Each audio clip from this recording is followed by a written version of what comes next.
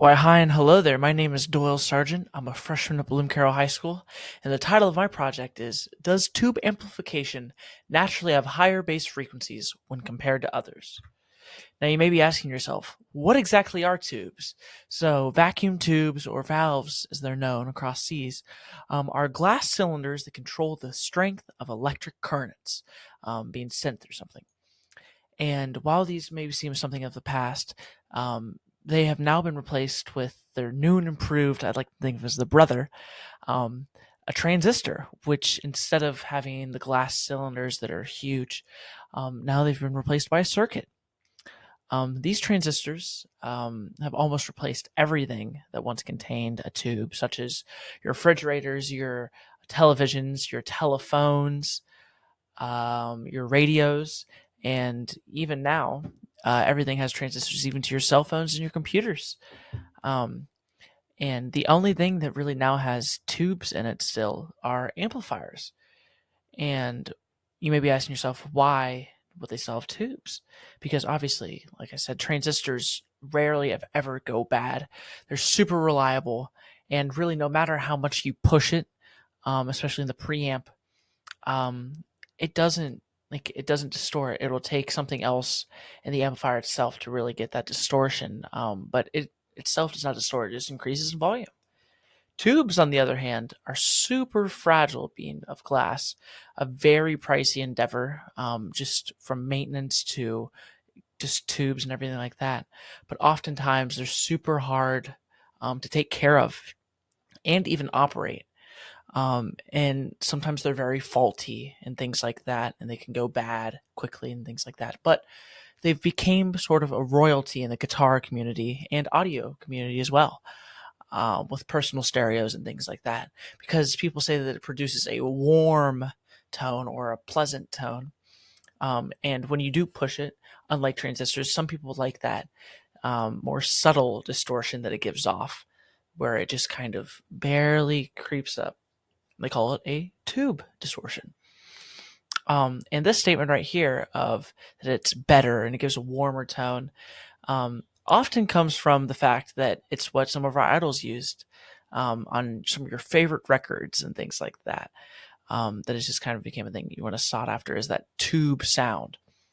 And with that, I wanted to conduct this experiment to see, like, is there actually a difference with the possession of tubes over the tone when sourcing for an amplifier? But another reason also, like I said, is the social kind of experiment aspect of it. Is it really worth, um, let's say, just money, an effort that you have to put into maintaining and purchasing a tube amplifier for the consumer? Because no matter where you look at it, if it's a very new beginner just trying to get into buying their first amp, or somebody who might have a little extra money and wants to go continue adding on to their collection, it's a very pricey endeavor. And it's even more drastic in price comparing transistors to valves, because oftentimes valve amp, tube amps, they skyrocket in price when compared to transistors. And with this, I came up with my hypothesis that tube amplification does not naturally have higher bass frequencies when compared to others. Because, like I said, as a guitar player myself, my go to amplifier that I play with, I'll show you in a second, is a Roland Jazz Chorus. And I play it live all the time, and I love it because I can really get a nice high present tone for some leads, but also when I'm playing more with them, I love to have more of a bass tone and a lot of less treble, and I like it when it's a little more bass heavy. And I find that it plays super well. I've never had any issues either. And sometimes I've played with my other amps. I'll show you a Delta Blues. Um, and there's been many times that I've been ready to play a show, and it sometimes will die for a couple minutes, and then you turn it back on and it's all good, and it's sort of a mystery, and it's really scary because then all of a sudden they'll slowly die, and it's a thing that will just cost more money in the end. But I've always been a fan of transistors, and I wanted to see, um, will there actually be a difference? Will there be more higher bass, like a lot of the community says, in tubes? So with that, the materials. So first I had to consume a large amount of amplifiers, with half being valve and the other half being transistors. And in this case, I only got 6 in total, just due to budget and things like that. But then I would dial in the tone of each of these amplifiers exactly the same, with them being turned exactly in the middle. Because oftentimes the bass, mid, and treble, which are the frequencies, the tonal frequencies, I'll show you on a chart in a sec right here. So these are bass, these are middles, these are trebles, and we'll get later into that on how to read that on the chart a little bit better. But I made sure that all of those were flat so that there wasn't any bias for the bass frequencies, because that's what we're trying to measure. And then the rest of the possible stock effects that usually come with them, such as reverb, tremolo, vibrato, and sometimes a distortion, or if it's a transistor, usually very rarely valves where they have digital effects, but like a delay or flanger, things like that. Make sure that all of those are completely turned all the way down and off so that that doesn't affect the tone in any way. So then I recorded with my guitar a clean signal into this, a looper. Oh, sorry. This right here, it's a looper. And with that, the purpose of the looper is you record it and it does the exact same thing over and over again. So it's the same signal. So you don't get anything different in it. So no difference in volume, or even sometimes playing affects the tone. But I just made sure it was the same thing that was going through all of them. So with that, the looper was then sent into the inputs of the amplifiers, such as this one right here for the EMC, or the Roland Jazz Chorus right here. And with that, they were all outputted into this Electro Voices passive speaker. See the single passive amplifier cabinet from their power out that most of the amplifiers have, or all of the amplifiers actually have. Supplied. And the way that this works, I'm going to dork out a little bit, but with amplifiers is you have a preamp that requires either a transistor or a valve. And then that goes into all your like equalization, like your bass, mids, trebles, high trebles occasionally, your reverb, your other effects that maybe might come with it. And then that is sent out into a power amp, which is what actually also uses either tubes or transistors, and that is sent out to a speaker like this, or oftentimes, oh, I'm so sorry, those are sent out to and combo amplifiers to power them. But then after that, I made sure to mic it up with this a single Shure SM57, which is the industry standard, really, for microphone. You have a single dynamic microphone. And I put it right in the center, 4 centimeters off. I experimented a little bit with that with my trial runs, but I found that that was probably the best to get a good reading on the equalization chart, just because if it was any much closer, it would be all the way up. Or if it was any much further away, you wouldn't really see much difference. It kind of all look more flat. And I wanted a little bit more of a dynamic. And I made sure that that was the same for everyone. The only thing that I changed through each of them was just plugging it in and out of amplifiers. The thing with some amplifiers, though, is that they have sometimes their their speaker cabinets that they come with. You cannot bypass these, so these still play out when you're still lining it out. So I had to make sure to take some pillows and things like that. I took the speakers 30 feet away from my Electro Voice, and with that, I'd put pillows from my couch on there in front of where the speaker would be, and in the back area. So, like if I was using this one, for instance, I'd put one right here, I put one right here, and just to make sure I didn't get any bleed from the microphones. Then the signal from the microphone would then be recorded at the appropriate volume with, like I said, no clipping, which clipping is when it's digital distortion and it goes a lot higher on the chart than you'd like for a good reading. But then I didn't want it to be too quiet, because then you wouldn't be able to read it at all. So I made sure to find the appropriate volume for all of those. And that was sent into my audio interface right here, a Behringer. and then that was sent into my computer, my digital audio workspace. So again, here's all my amplifiers. These up here are all valves, and these down here are transistors. But yes, into my digital audio workspace, which is right here. I use Logic because that is just one of Apple's stock programs. Other than GarageBand, Logic has a little bit more other things you can add on to it, but I just was purely using just a blank track with an equalization chart. And the equalizer would be used, like I said, to view various frequencies. Then you want to record the numbers on the chart. So the way that you'd read it is it's flat like this. The person that was using this added a little bit more of a high end. They didn't like as much mid range. I made sure that it was directly flat, so it was just purely what was coming out of the amplifiers, just using it as a tool. And for instance, on this chart, you can see 20 and 75 is the bass frequencies.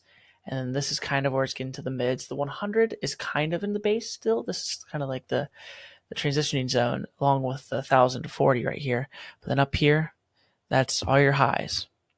So right here, see the 75 is where I have one right here. So I'd come down and I'd see,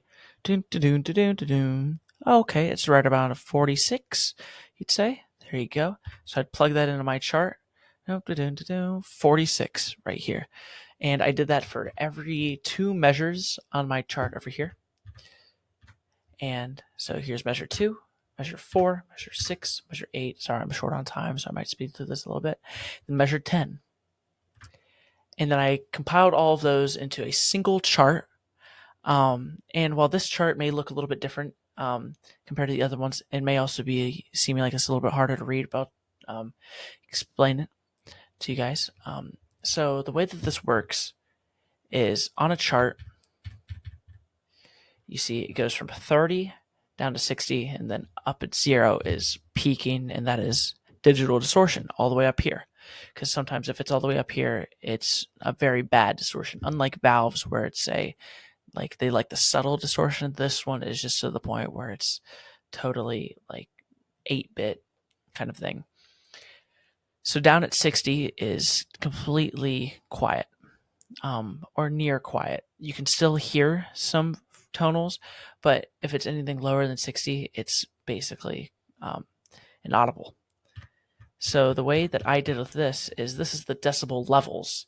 So this is how much they were turned up.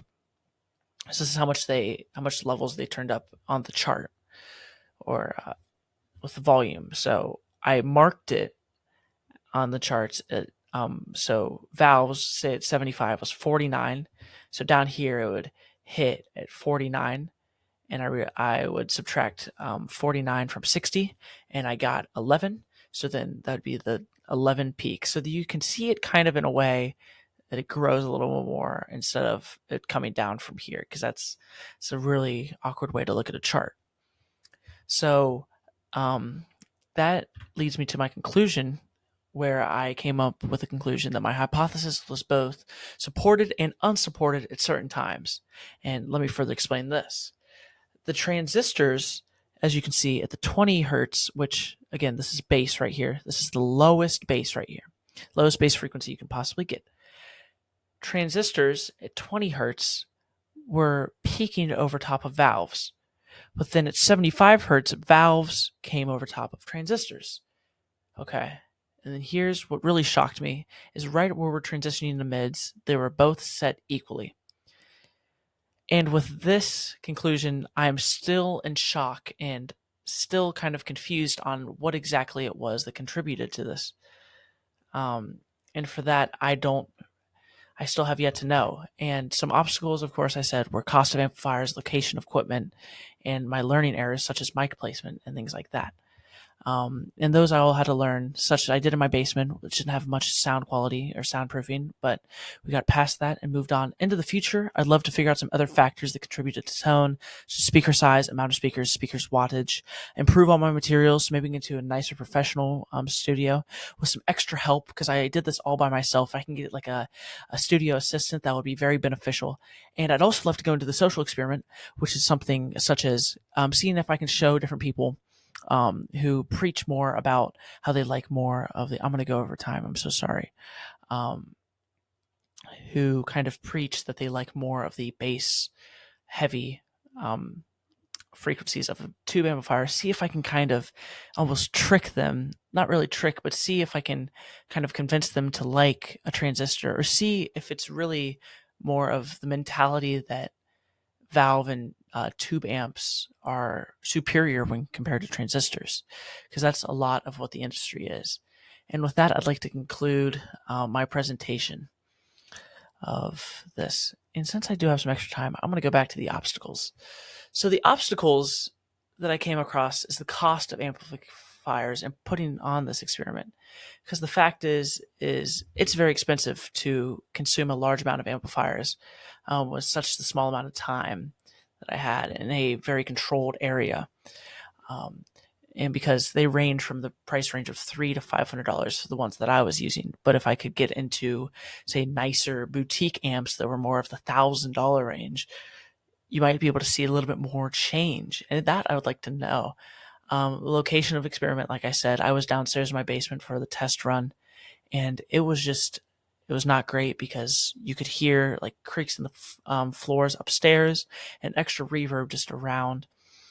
And then learning errors, just sometimes I would over distort the signal and things like that. So um, those all were overcame before the um, final experiment.